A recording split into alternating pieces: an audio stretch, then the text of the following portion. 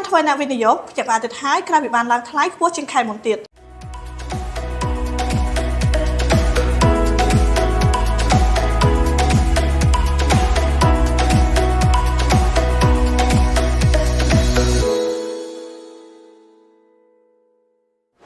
សួស្តីបងប្អូនទាំងអស់គ្នាស្វាគមន៍មកកាន់ First News សាជាថ្មី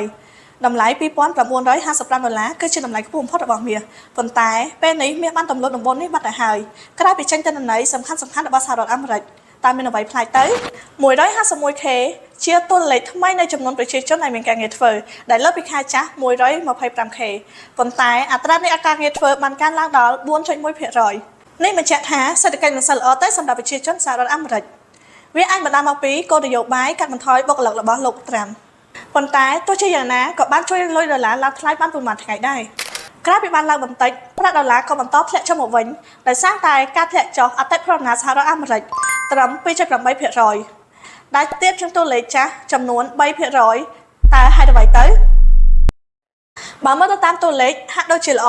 ព្រោះជាអ្វីដែល Fed ចង់បានតែផ្ទុយទៅវិញការធ្លាក់ចុះរបស់អតិផរណាដោយសារតែអ្នកអត់ការងារធ្វើច្រើនប្រជាជនត្រូវកាត់បន្ថយចំណាយដែលជាហេតុដែលធ្វើឲ្យតំណែងធ្លាក់ថោកអតិថរណាក៏ចុះដូចគ្នាដែរ